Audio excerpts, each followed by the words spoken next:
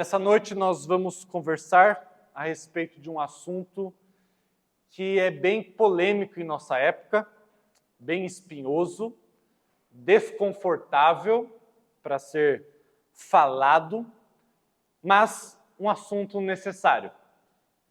Evitamos muitas vezes de falar sobre esse assunto, sobretudo em nossa época, em que escândalo após escândalo tem surgido em cima do tema dinheiro e como a igreja administra esse dinheiro e a responsabilidade de seus membros em participarem da parte financeira da igreja. E esse é um assunto que é pouco pregado, pelo menos não da maneira correta, biblicamente falando, e é um assunto que é cercado por perguntas que precisam ser respondidas, perguntas sérias. Como, por exemplo, o dízimo de fato é obrigatório em nossos dias?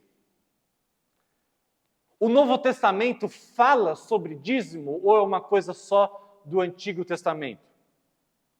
Se eu não der, eu vou estar automaticamente em pecado? Posso administrar o dízimo eu mesmo?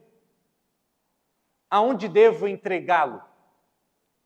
Devo dar o dízimo do líquido ou do bruto? Deu para perceber que são várias perguntas que têm sido feitas em cima desse assunto, e óbvio que não vai dar para eu esgotá-lo por meio desta mensagem, obviamente, mas eu pretendo passar pelos pontos mais importantes a fim de esclarecer algumas dessas perguntas para nós essa noite. Para isso, obviamente, eu não vou poder me fundamentar em um texto apenas. Todas as vezes que nós precisamos falar de um tema, que toda a Bíblia fala sobre ele, mas os textos não são muito extensivos, um deles para falar tudo o que é necessário, a gente usa um sermão temático, né? Nós passamos pela Bíblia toda, vendo como a Bíblia toda tem trabalhado este tema. Num caso como o dízimo, isso é muito necessário, porque quando nós nos focamos em apenas um texto, nós pegamos bem o contexto e a ideia por detrás, mas nós falhamos em perceber como a Bíblia toda está falando e acrescentando luz sobre este tema. Então, a minha ideia essa noite é justamente falar do dízimo de uma perspectiva de toda a Bíblia. Então, para começo, a gente vai falar de como a Bíblia fala do dízimo no Antigo Testamento, de como a Bíblia fala do dízimo no Novo Testamento. Depois vamos falar quais são as orientações do apóstolo Paulo sobre o tema. E por último, quais são alguns princípios e razões para não darmos ou para darmos o dízimo. Ok? Então, no Antigo Testamento, o dízimo ele é colocado de maneira explícita, nós vamos ver alguns textos que falam sobre isso, mas embora o judaísmo, né, a religião presente no Antigo Testamento, não tenha sido a primeira religião a utilizar ofertas nos seus rituais religiosos, o judaísmo não foi a primeira, mas o judaísmo foi a primeira religião a estabelecer uma forma de porcentagem à contribuição. Então, aquilo que conhecemos por dízimo vem da palavra em hebraico chamada maser, que significa literalmente dar a 10ª parte de algo. Essa palavra aparece 32 vezes no Antigo Testamento e nessas 32 vezes, em 29 ocorrências dessa palavra, é aplicado ao contexto do sacerdócio levítico. Tá? Das 32, 29 vezes são usadas dessa maneira. As duas primeiras ocorrências, interessantemente, elas acontecem antes da lei. A lei legisla e inaugura o dízimo como algo obrigatório para o judaísmo. Só que a lei é dada em Moisés.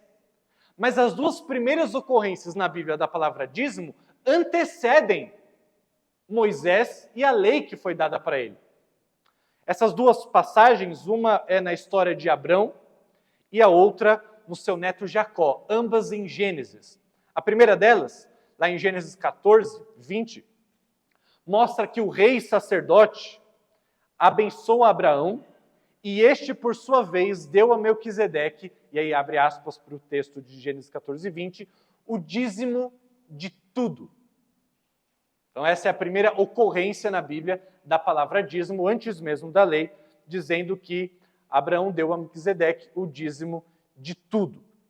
E o outro texto é em Gênesis 28, que diz assim: se Deus estiver comigo, cuidar de mim nessa viagem que eu estou fazendo, prover-me de comida e roupa e levar-me de volta em segurança à casa de meu pai, então o Senhor será o meu Deus. E tudo o que me deres, certamente te darei o dízimo. O que eu quero com esses dois textos? Mostrar que esses dois textos não apresentam uma base sólida para o dízimo antes da lei. Tanto no encontro de Abraão com Melquisedeque, como na descrição desse texto aqui, de um ato voluntário e não regular da parte de Jacó, não regular porque Jacó não estava fazendo isso mensalmente, anualmente, não, era um ato único.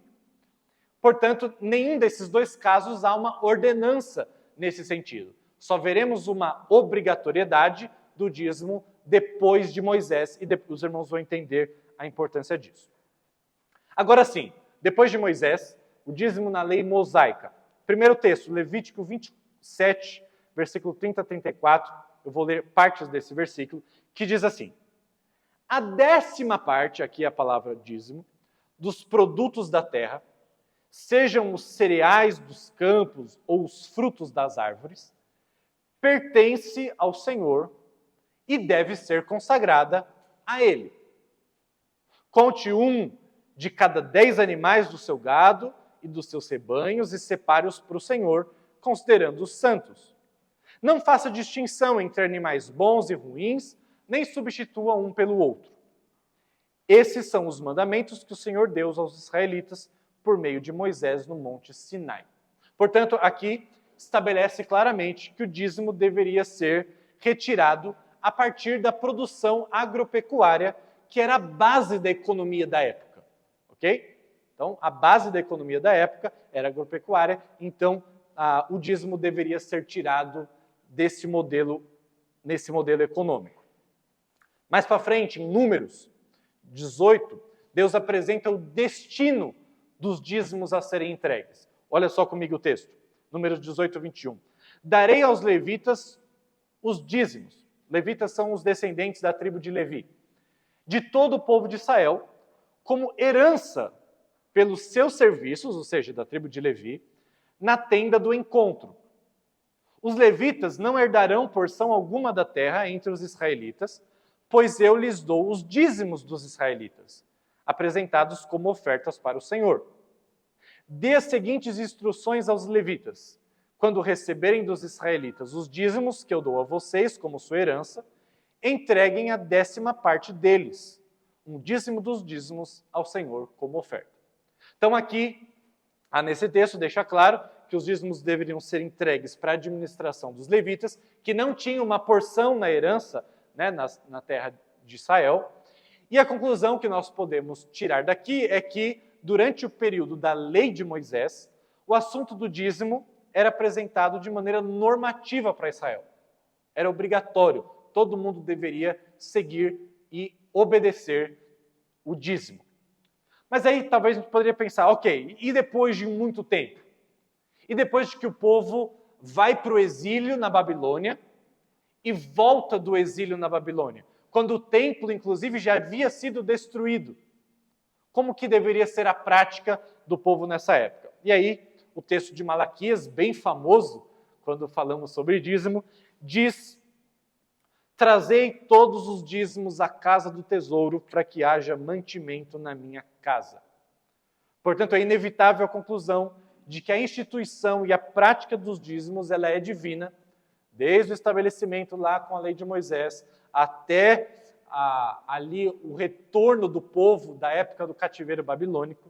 O dízimo era obrigatório e Deus estabeleceu e regulamentou a prática do dízimo, de dar a 10ª parte de toda a sua produção para a casa do Senhor. E a pergunta, então, que nós precisamos responder não é se o princípio por detrás do dízimo ele é bíblico, porque está na cara que ele é. A pergunta que nós temos que responder é se a forma judaica, a forma veterotestamentária do Antigo Testamento, de 10%, se aplica ao cristianismo hoje. Essa é a pergunta que nós devemos fazer.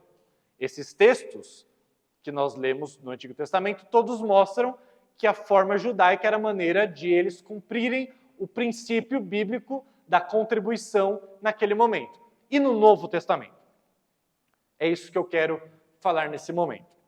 Mas antes de prosseguir, eu preciso antes fazer uma explicação importante. Ainda que existam 4 séculos entre o último livro do Antigo Testamento e o primeiro livro do Novo Testamento, os Evangelhos, ainda que existam 4 séculos, o cenário religioso da época dos Evangelhos, em que se passavam os eventos da vida, morte e ressurreição de Jesus, eram mais relacionados ao Antigo Testamento do que o Novo Testamento. Me entendam. Por mais que houvesse uma distância de 400 anos entre o último profeta do Antigo e os Evangelhos, o cenário religioso dos eventos dos Evangelhos estavam mais ligados ao Antigo Testamento do que o Novo Testamento. Os irmãos vão entender o porquê que eu estou falando isso. Inclusive, um membro do Conselho da Faculdade Internacional de Teologia Reformada diz o seguinte, chamado Túlio César Costa Leite, abre aspas, poderíamos dizer que o Antigo Testamento se estende até Mateus 27:50, quando Jesus, clamando em alta voz, diz, e entregou o seu Espírito.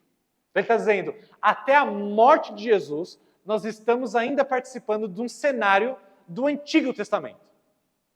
Calma que os irmãos vão entender o porquê que eu estou enfatizando esse ponto. E o que a gente verifica nos Evangelhos é que, com um grau decrescente no restante do Novo Testamento, é um cenário de transição. É isso que nós vemos nos Evangelhos e depois na continuação, onde há um declínio do judaísmo e uma ascensão do cristianismo. Então, quando Jesus vem a este mundo, essa troca, esse cenário está mudando. O judaísmo está em declínio e o cristianismo está em ascensão. Assim, temos, por exemplo, Jesus no Novo Testamento, mas se submetendo aos ritos cerimoniais da lei mosaica. Só para lembrar aos irmãos, a lei mosaica era dividida em 3 partes. A lei moral, que são os 10 mandamentos, a lei civil, que era a aplicação dos 10 mandamentos ao contexto imediato do povo de Israel na Terra Prometida, e a lei cerimonial, que eram as festas, os sacrifícios, as coisas que apontavam para algum sacrifício futuro e pleno. Jesus vem e Jesus cumpre toda a lei, seja a lei moral, seja a lei civil, seja a lei cerimonial, que era para o povo de Israel no contexto do Antigo Testamento. Assim, então, a gente vai perceber, e vai ser de grande auxílio, para nós entendermos as citações que aparecem do dízimo no Novo Testamento. São apenas 3, ok? O Novo Testamento inteiro fala de dízimo 3 vezes apenas, em contraste com as 32 ocorrências da palavra dízimo no Antigo Testamento. E a primeira referência está justamente lá em Mateus 23, quando diz assim, ai de vocês, mestres da lei e fariseus, hipócritas. Por que eles são hipócritas? Vocês dão o dízimo, e aqui a palavra, justamente a palavra correlata com aquela que a gente vê no hebraico no Antigo Testamento, vocês dão o dízimo da hortelã, do endro, do cominho, mas têm negligenciado os preceitos mais importantes da lei. A justiça, a misericórdia e a fidelidade. Vocês devem praticar essas coisas sem omitir aquelas. Ok, Então a primeira coisa que a gente nota é que o termo aqui, embora seja um termo em grego e não mais em hebraico, porque estamos agora no Novo Testamento, é um termo que significa exatamente a mesma coisa, a 10ª parte, que nos mostra que o princípio ele vale independente da língua em que está se falando. Mas nessa ocasião específica, Jesus está repreendendo os fariseus, os religiosos da época, judeus, porque eles estavam obedecendo certos aspectos da lei em detrimento de outros. Eles estavam selecionando, recortando partes da lei para obedecer e outras eles estavam deixando de canto. Portanto, o foco de Jesus aqui ao falar com os religiosos, os fariseus, era mostrar a hipocrisia deles. O tema de Jesus não era o dízimo. O tema de Jesus era hipocrisia e ele usou o dízimo como um exemplo da hipocrisia dos fariseus. Portanto, há um grande problema em utilizar esse texto para justificar o dízimo, conforme o Antigo Testamento, para a igreja atual, porque, primeiro, os fariseus não eram cristãos. Não tem como você dizer o crente tem que dar o dízimo hoje, porque Jesus falou para os fariseus que eles estavam errando quando eles omitiam certas partes da lei em detrimento de outras. Então, Jesus está falando com fariseus e o tema de Jesus não é o dízimo, e sim a hipocrisia deles. Então, primeiro cenário que a gente precisa entender. Ou seja, toda a discussão ainda está limitada ao contexto do Antigo Testamento, ainda que esse texto apareça no Novo. O mesmo pode ser dito, por exemplo, de Lucas 18, versículo 11 e 12, que dizem assim: o fariseu, em pé, orava no íntimo: Deus, eu te agradeço porque não sou como os outros homens, ladrões, corruptos, adúlteros, nem mesmo como este publicano. Ele diz: eu jejuo 2 vezes por semana e dou o dízimo de tudo quanto ganho. A intenção da parábola aqui não é louvar ou mesmo justificar o dízimo dado pelo fariseu, mas Jesus estava contando essa parábola para condenar o seu senso de justiça própria. É por isso que Jesus conta essa parábola. Até porque nenhum de nós fica utilizando, por exemplo, a primeira parte, antes do dízimo de tudo quanto ganho, mas nenhum de nós estabelece como regra para nós cristãos que devemos jejuar 2 vezes por semana. Ok? Então, de novo, estou defendendo que esse texto não tem por objetivo legislar sobre o dízimo para os cristãos no Novo Testamento, e sim é só mais um exemplo de Jesus, quando na verdade o que ele está dizendo está pregando contra a justiça própria. E por último, um último texto, uma última aparição de dízimo no Novo Testamento se encontra em Hebreus 7, versículo 6, onde diz: entretanto, aquele, e aqui é Melquisedeque, tá? No contexto, cuja genealogia não se incluía entre eles, recebeu dízimos de Abraão e abençoou o que tinha as promessas. Então é aquele texto lá que a gente viu em Gênesis, apenas Hebreus está falando sobre aquele contexto. Portanto, o contexto ainda é fundamental para nós aqui. Se a gente adotar o pressuposto de que esse texto é normativo sobre o dízimo, para nós hoje, nós temos um grande problema a resolver. Melquisedeque, por exemplo, não atendia às regras que o próprio Deus estabeleceu na lei para poder receber o dízimo. Quem podia receber o dízimo, segundo a lei? A tribo de Levi, os levitas. Melquisedeque não era da tribo de Levi. O autor diz ainda que na pessoa de Abraão, o próprio Levi pagou o dízimo para Melquisedeque. Mas, como já mencionado em Levíticos, em Números, só os levitas poderiam apresentar o dízimo ao Senhor. Só eles eram esses intermediários que deveriam receber os dízimos. Portanto, além de gerar mais calor do que luz, utilizar esse texto para justificar o dízimo para a igreja hoje, conforme as disposições do Antigo Testamento, distorce a intenção da passagem. A passagem de Hebreus não visa dizer que nós deveríamos dar o dízimo, mas afirmar a superioridade de Jesus em relação às normas do Antigo Testamento.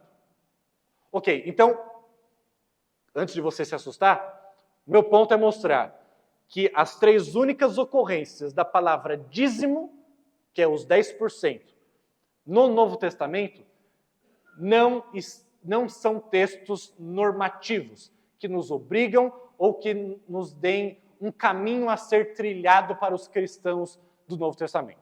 Não. Nenhuma das 3 ocorrências é suficiente para isso. Mas, então você deve estar se perguntando, já que só são essas as aparições da palavra dízimo no Novo Testamento, então, como a gente pode ver a questão da contribuição, se é que ela deve ser obrigatória ou não, ou como ela deve ser feita no Novo Testamento.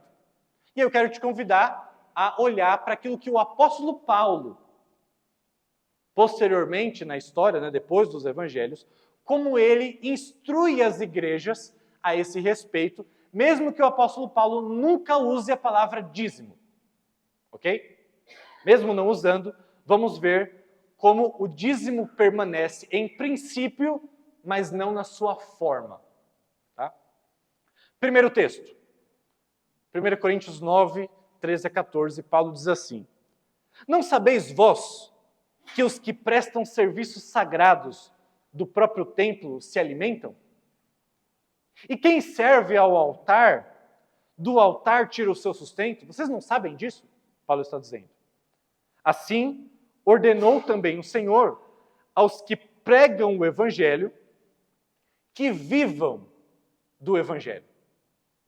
Bom, uma explicação aqui. Nessa ocasião, Paulo está defendendo o direito daqueles que vivem, aqueles que pregam o evangelho, viver do evangelho.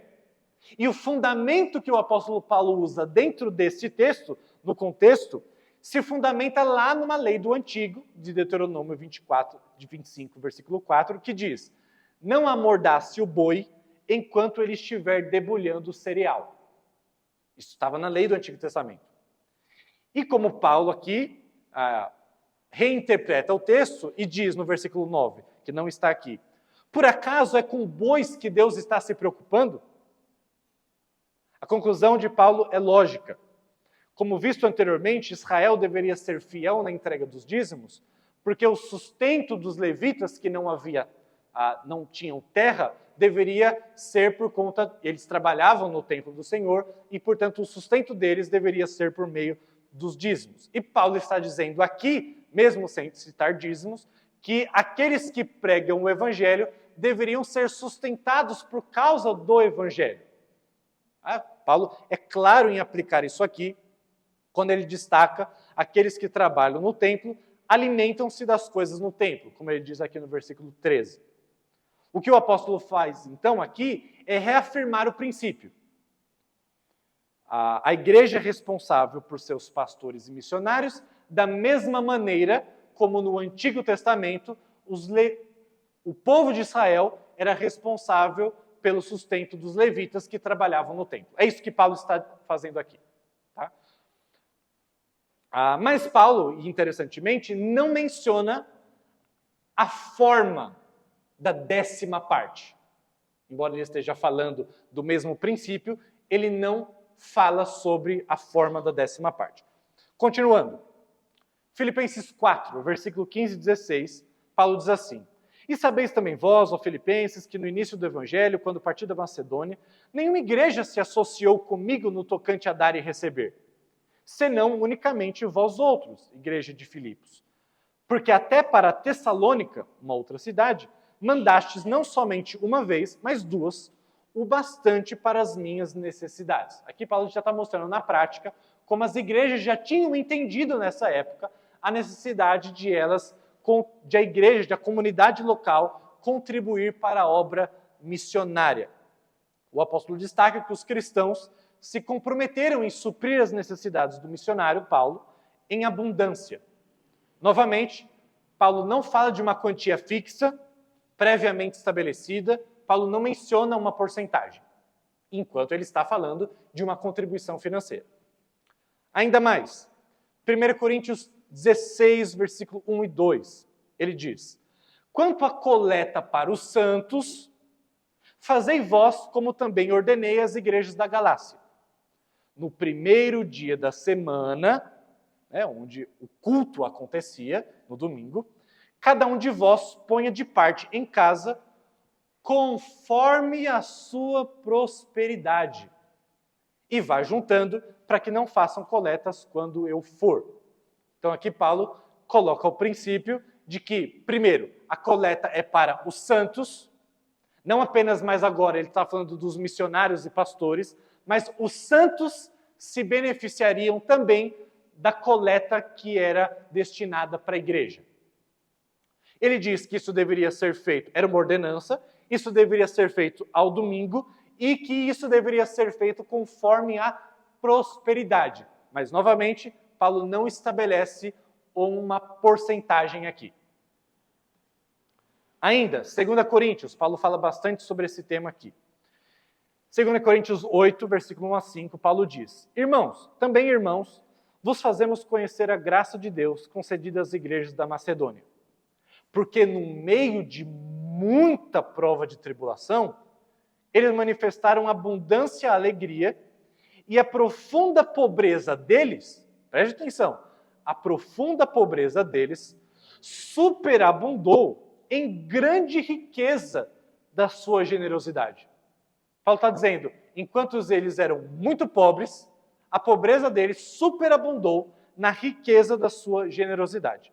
Porque eles, Paulo diz, testemunho eu, na medida de suas posses, e mesmo acima das suas posses, se mostraram voluntários. Deixa eu fazer uma pausa aqui. De novo, ele está falando aqui de um princípio da proporcionalidade, porque ele diz, na medida das suas posses ou acima delas, mas ele não estabelece uma porcentagem. E ele fala que esse princípio eles mostraram a voluntariedade deles. Eles se mostraram voluntários e não estavam sendo obrigados a tal. Inclusive, ele diz, esses irmãos pediram com muitos rogos, eles imploraram a graça de participarem da assistência aos santos. Olha que interessante. Ele está dizendo que aquela igreja que ele está louvando fez isso de maneira voluntária, fez isso a partir da sua pobreza, que gerou riqueza em generosidade, acima de suas posses, e eles consideraram um privilégio, uma graça, participarem do socorro aos santos. E eles pediram, eles imploraram para participar disso. E não somente fizeram como nós esperávamos, Paulo diz, mas também deram a si mesmos, primeiro ao Senhor e depois a nós, pela vontade de Deus. Continuando. Paulo diz, completai agora a obra começada, para que assim como revelastes prontidão no querer, assim também leveis a termo, agora, segundo as vossas posses. Mas, de novo, não estabelece proporção. Porque se a boa vontade será aceita conforme o que o homem tem e não segundo o que ele não tem. Porque não é para que os outros tenham alívio e vós sobrecarga, mas para que haja igualdade. Suprindo a vossa abundância no presente a falta daqueles, de modo que a abundância daqueles venha suprir a vossa falta. E assim haja igualdade. E aí ele cita um texto do Antigo Testamento, o que muito colheu não teve demais, e o que pouco não teve falta. Então aqui ele estabelece o princípio da igualdade, da generosidade e da iniciativa à assistência aos santos. 2 Coríntios 9, Paulo diz, ora, quanto à assistência a favor dos santos, mais uma vez, é desnecessário escrever-vos, porque bem reconheço a vossa presteza, do qual me glorio junto aos macedônios, dizendo que a Acaia está preparada desde o ano passado, e o zelo tem estimulado a muitíssimos. Ou seja, Paulo já na primeira carta, que a gente já citou, Paulo falou da importância da contribuição financeira para o sustento de pastores e missionários, para o sustento da obra do Senhor, do evangelho sendo pregado. Mas aqui na segunda carta, ele fala da contribuição financeira dada à igreja para sustento dos santos, para o auxílio dos santos, daqueles que fazem parte da comunidade da fé, que passam por necessidade. Baseado, obviamente, na experiência do livro de Atos, onde os diáconos são instituídos para justamente cuidar dos necessitados ali em seu meio. Portanto, o argumento do apóstolo começa destacando que isso era algo bem comum. Porque ele diz, olha, eu não tenho necessidade de escrever de novo isso para vocês. Vocês já sabem disso. A igreja daquele primeiro século já tinha entendido a importância da contribuição, ainda que a forma veterotestamentária não estivesse presente. Mas continuando, Paulo diz ainda, e isto afirmo, aquele que semeia pouco, pouco também se fará. E o que semeia com fartura, com abundância também se fará. Agora preste atenção, cada um contribua segundo o que tiver proposto no coração. Irmãos, se a forma, tá? Não o princípio, mas se a forma do dízimo fosse presente no Novo Testamento, Paulo não poderia ter afirmado isso. Paulo deveria ter falado, cada um contribua segundo os 10% e ponto, acabou. Paulo diz, cada um contribua segundo o que tiver proposto no coração. Não com tristeza, e nem por necessidade. Porque quem Deus ama é aquele que dá com alegria. Paulo aprofunda esse tema aqui da contribuição financeira, dizendo que Deus está mais preocupado com o nosso coração. Deus está mais preocupado que a nossa alegria seja manifesta por meio da nossa contribuição voluntária, segundo aquilo que nós tivermos proposto em nosso coração. Não por obrigação, não porque alguém está ligando para a gente perguntando se a gente já deu o nosso dízimo ou não, mas por alegria.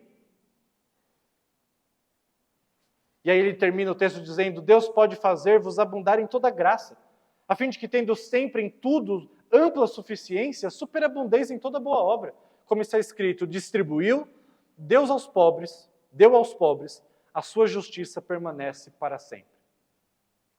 Portanto, o versículo 7 atesta que a forma da contribuição dos 10% já não era vigente, já não era obrigatória na igreja primitiva. A tradição do dízimo, então, ela sofre alterações, mas enquanto eu não quero que você se engane com o que eu estou querendo dizer. Ao invés de reduzir o entendimento do dízimo, na verdade, a proposta é que isso é ampliado. O princípio do dízimo, e não a sua forma, são preservados no Novo Testamento. E aí eu quero trabalhar ainda mais alguns textos para mostrar isso.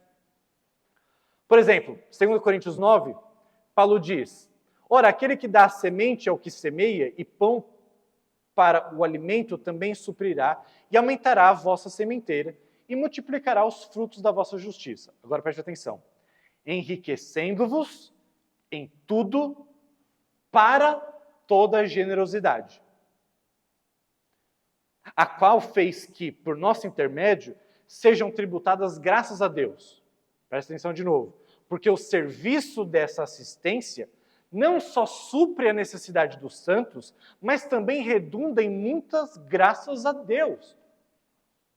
O serviço da contribuição financeira no Novo Testamento não serve apenas para atender a necessidade dos santos, mas também para que muitas graças sejam dadas a Deus, para que se reconheça que Deus é a fonte de todo bem material no final das contas, para que Deus receba toda a glória no final das contas. E ele termina o texto dizendo, visto como na prova dessa ministração glorificam a Deus pela obediência da vossa confissão quanto ao Evangelho de Cristo e pela liberalidade, não obrigatoriedade, pela liberalidade com que contribuís para eles e para todos. Ainda, agora em Romanos, Paulo diz, mas agora, não tendo já campo de atividade nessas regiões e desejando há muito visitar-vos, penso em fazê-lo enquanto em viagem para a Espanha, pois espero que de passagem estarei convosco e que para lá seja por vós encaminhado. O que Paulo está querendo aqui? Ele está dizendo, eu preciso e estou pedindo para que vocês, Igreja de Roma, que eu não conheço pessoalmente, vocês me encaminhem para a Espanha nesse projeto missionário de levar o Evangelho até aquele local. E encaminhar aqui não é dar um tapinha nas costas. Obviamente, ninguém faz uma viagem naquele mundo até a Espanha sem dinheiro no bolso. Ou ainda, lá em Atos 13, versículo 3, que diz, assim, depois de jejuar e orar, impuseram-lhe as mãos e os enviaram. Lucas, aqui em Atos, descreve o culto de envio de Paulo e Barnabé. Eles estavam na sua primeira viagem missionária. E embora não esteja explícito no texto que eles estavam contribuindo financeiramente, é óbvio que a gente deve entender que esse enviaram não era dar um tapinha nas costas e falar, boa sorte, espero que dê tudo certo. Obviamente não. Eles foram, um tapinha nas costas não paga uma viagem da Síria para Chipre. Eles estavam sendo comissionados. Ou, por exemplo, você se lembra lá em Lucas 8, quando fala que as viagens missionárias de Jesus foram financiadas por mulheres piedosas? Ou as viagens de Paulo, Barnabé, Pedro, só foram possíveis por meio da participação da igreja. Portanto, irmãos, eu quero estabelecer alguns princípios, à luz de todos esses textos que eu passei rapidamente, quais são os princípios para nós hoje? Como nós aplicamos o princípio por detrás do dízimo, mas sem a forma dos 10% do Antigo Testamento, que não se repete no Novo Testamento. Vamos lá. Primeira coisa que a gente precisa entender. As funções da contribuição no Novo Testamento. São 3. A nossa contribuição financeira, arrecadada pela igreja, deve servir, primeiro, para a manutenção da igreja e dos seus líderes de dedicação integral.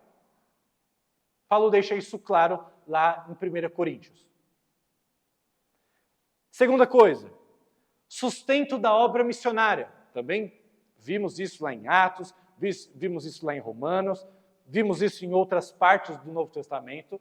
De fato, a manutenção da obra missionária é feita através da igreja. E por último, nós vimos isso lá em 2 Coríntios 8 e 9, o auxílio aos necessitados. Isso também é feito por meio da arrecadação financeira da igreja. Então, esses são os 3 objetivos ou funções da contribuição no Novo Testamento. Manutenção da comunidade local, né, dos obreiros integrais da comunidade local, obra missionária e auxílio aos necessitados. Inclusive, você pode perguntar, mas e a construção de templos? Não que isso seja errado, obviamente não é, mas no primeiro século nem templo existiam. Eles se reuniam em casa.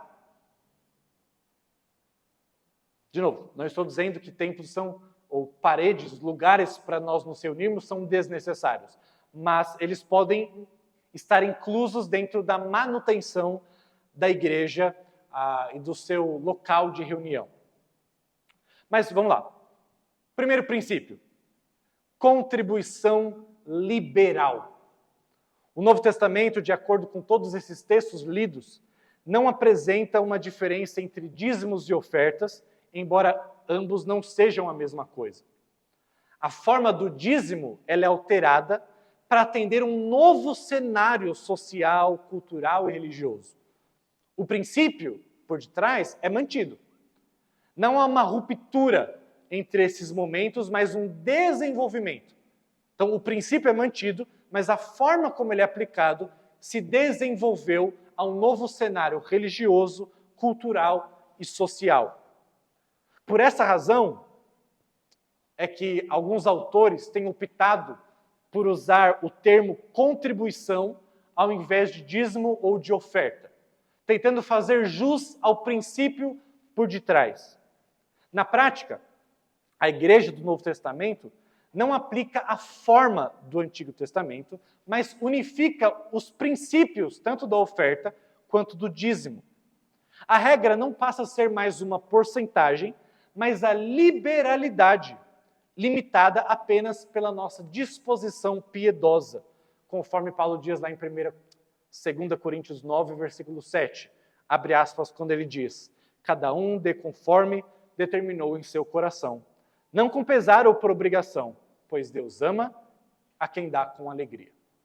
Portanto, a nossa contribuição deve ser liberal, voluntária, ainda que generosa. Mateus 5,20, olha só que interessante esse texto. Jesus diz: se a justiça de vocês, meus ouvintes, não for muito superior à dos fariseus e mestres da lei, de modo algum vocês entrarão no reino dos céus. Ou seja, a contribuição liberal é uma das aplicações das palavras de Jesus a respeito do cumprimento da lei. Ou seja, aquele que se conforma com os 10%, crendo que isso satisfaz totalmente a sua obrigação cristã, não é melhor do que os fariseus na época de Jesus. É isso que Jesus está dizendo. Se a justiça de vocês não excederem muito a dos escribas, que dão os 10% de tudo, vocês não vão entrar no reino dos céus. E aqui Jesus não está dizendo que a gente vai entrar no reino do céu pelo tanto que a gente dá de dinheiro. De forma alguma. Muito pelo contrário. É isso que os fariseus acreditavam. Portanto, seria uma tolice estabelecer uma nova porcentagem, como se a gente pudesse quantificar o quanto que seria ser muito superior aos fariseus. Ou seja, os fariseus davam 10, então nós precisamos dar 50. O que é esse muito? Jesus não quantificou, o apóstolo Paulo não quantificou, nenhum dos autores do Novo Testamento quantificaram. O princípio que Paulo apresenta é bastante suficiente. Que nós devemos nos libertar do pecado da avareza, da mesquinharia, da falta de fé na providência de Deus. E cada cristão deve dar com alegria, com a disposição que Deus colocar em seu coração. Agora talvez você pergunte, peraí.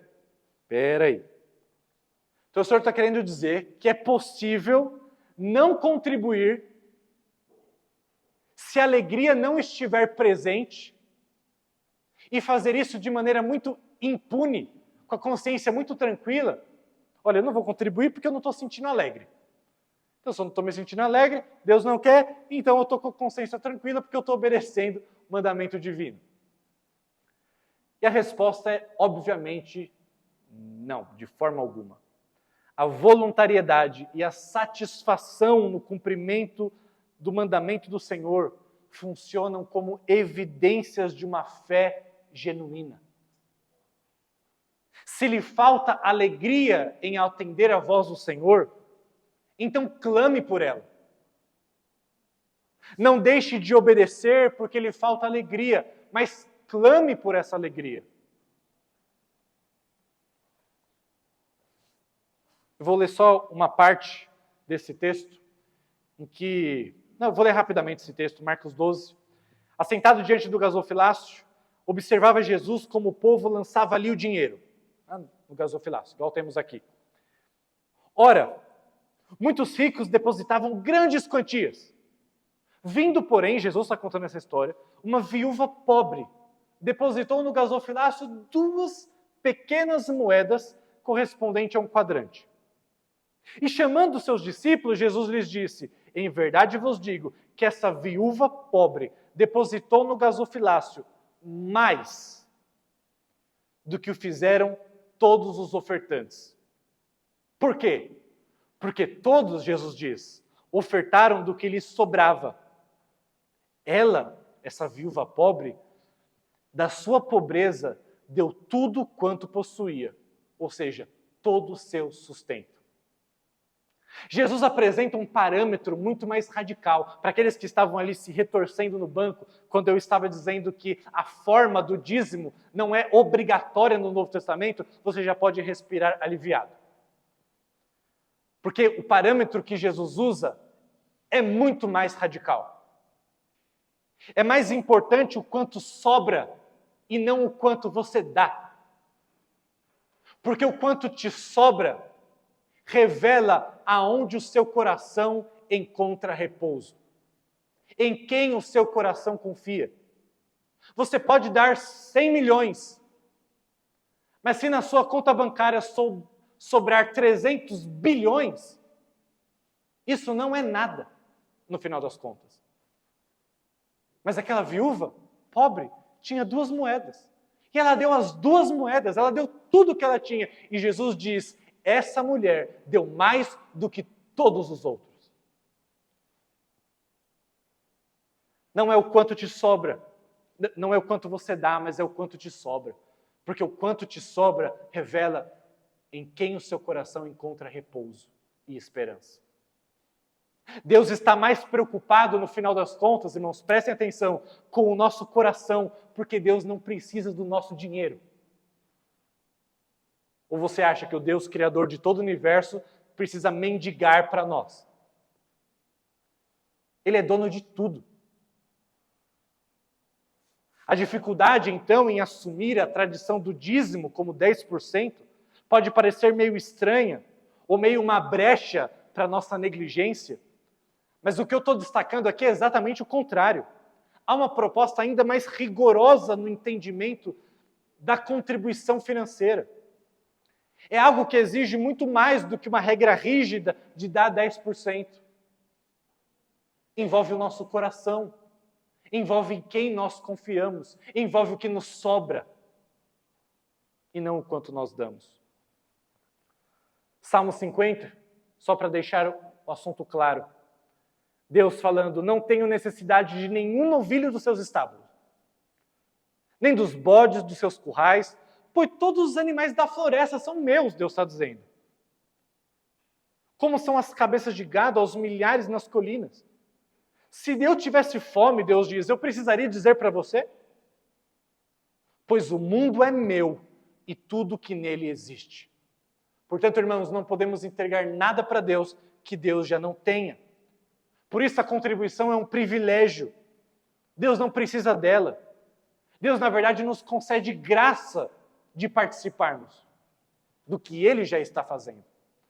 Portanto, essa convicção nos permite lançarmos fora o medo de contribuir com a obra de Deus, achando que vai faltar no final do mês. Porque é esse Deus que está dizendo que tudo lhe pertence. E é o mesmo Deus que diz que cuida de nós. Portanto, invista os bens do Senhor, que Ele coloca sobre a nossa responsabilidade, com piedade e coragem. O que nos leva ao princípio da mordomia. Sabe qual é o nosso maior problema na contribuição financeira? É porque nós temos a síndrome do dono. Nós realmente começamos a acreditar que o nosso dinheiro é nosso. Que nós trabalhamos para conquistá-lo. Mas quando entendermos que tudo é de Deus, e que, na verdade, Ele nos chama a administrarmos bens que não são nossos, mas apenas estão em nossa responsabilidade, então nosso coração deixa de se apegar ao dinheiro e começa a se apegar a Deus. Não contribuir com a obra missionária, não contribuir com a igreja local, não contribuir para com os santos em necessidade, é afirmar que nós somos donos daquilo que Deus nos coloca como responsabilidade de cuidar. Portanto, cristãos, devemos ser bons mordomos de Deus. Nós fazemos isso quando somos controlados pelo pensamento, o dinheiro de Deus está na minha conta bancária. O dinheiro de Deus está na minha conta bancária e eu devo administrá-lo segundo os princípios de Deus. Nós somos gerentes de investimento de Deus. Mais ou menos isso que você lembra na parábola de Mateus 25, na parábola dos talentos. Recebemos uma grande quantia que devemos administrar para o nosso Senhor conforme a sua vontade. Mas existe um princípio do compromisso também. O dinheiro é o último e maior estágio do compromisso de uma pessoa. Quem não apoia financeiramente a igreja é porque não acredita no projeto de Deus para a igreja. E meus irmãos, entendam, eu não estou aqui pedindo dinheiro. Vocês não estão aqui para me ajudar, nem o conselho dessa igreja, nem a igreja presbiteriana. Não é nada a ver com isso. O que a Bíblia nos diz é que estamos em uma missão muito maior do que nós mesmos. E se no judaísmo os adoradores traziam 10%, quando eles estavam ainda restritos na nação de Israel, imagina nós que precisamos alcançar todas as nações da terra. É um privilégio investir o dinheiro do mestre na causa do mestre. Nós devemos buscar investir o quanto nós podemos. Embora o dízimo não seja uma regra rígida, mas, em outras palavras, poderíamos entender algo como uma diretriz para nós. Portanto, contribua de acordo com a sua renda. Vários textos do Novo Testamento falaram sobre isso. Porque você não gostaria que Deus transformasse a sua renda de acordo com a sua contribuição. Vou repetir.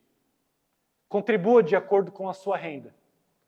Porque você não gostaria que Deus transformasse a sua renda de acordo com a sua contribuição.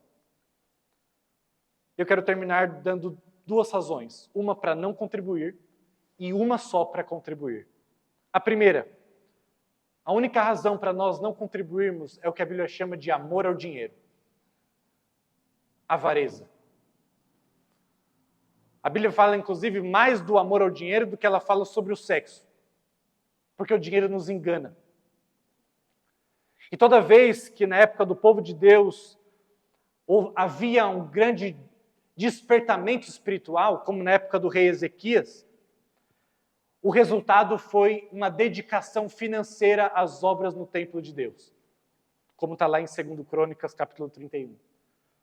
Sempre que o povo de Deus se voltava para o Senhor com o coração quebrantado, a contribuição para as obras do Senhor eram feitas. Portanto, a única razão para não contribuirmos é o amor ao dinheiro. E a única razão para nós contribuirmos é aquilo que Paulo diz em 2 Coríntios 8.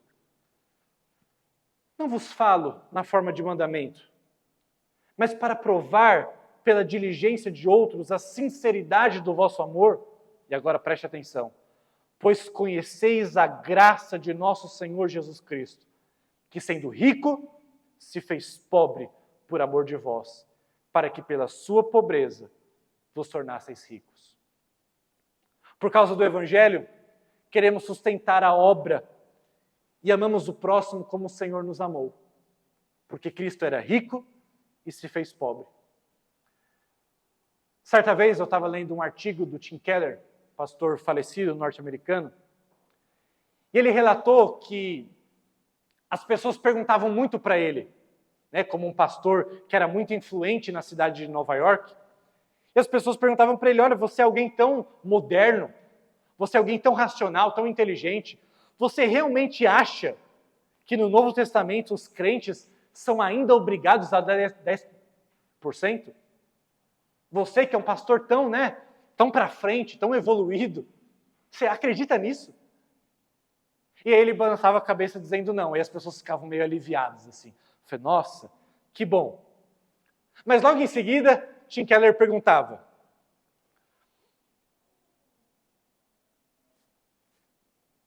eu vou dizer para você por que você não vê o dízimo exposto no Novo Testamento. Pense comigo.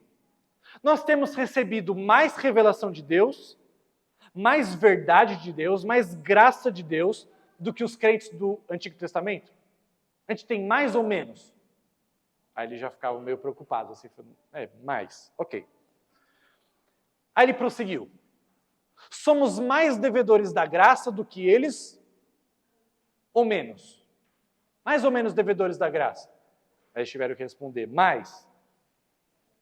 E aí ele terminava com a sua última pergunta. Jesus apenas dizimou a sua vida e seu sangue para nos salvar? Ou ele deu tudo?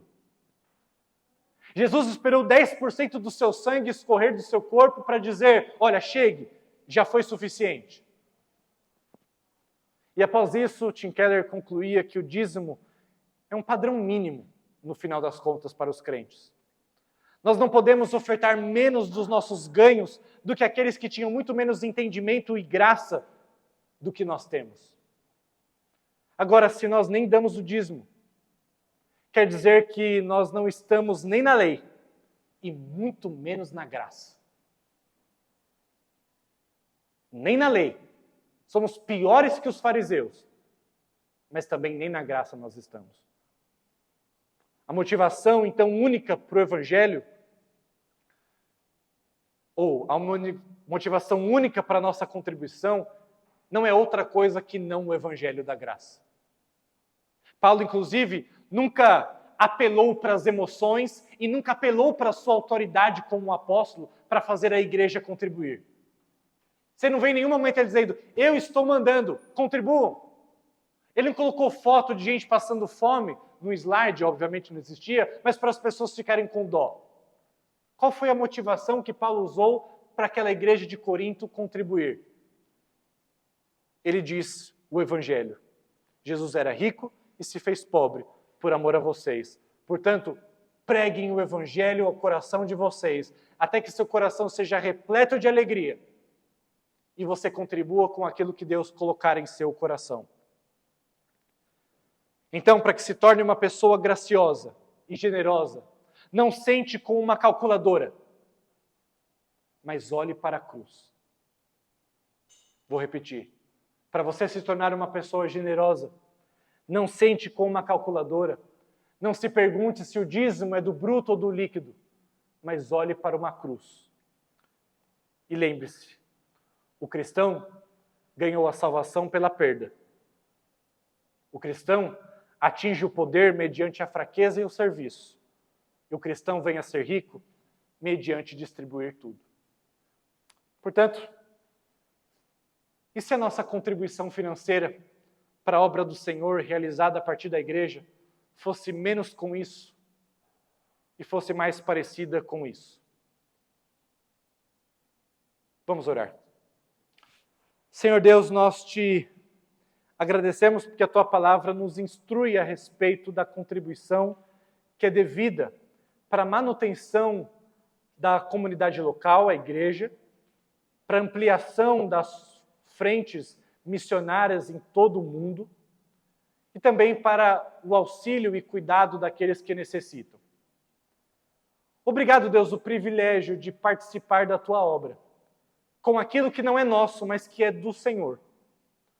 Ajuda-nos a ser bons mordomos, para a glória do Teu nome e como uma consequência de um coração generoso e alegre e disposto a ver o Teu nome sendo espalhado até os confins da terra. Perdoa a nossa avareza, perdoa o nosso amor ao dinheiro e ajuda-nos a honrá-lo com as finanças que o Senhor tem nos concedido para a administração. Assim oramos em nome de Jesus. Amém.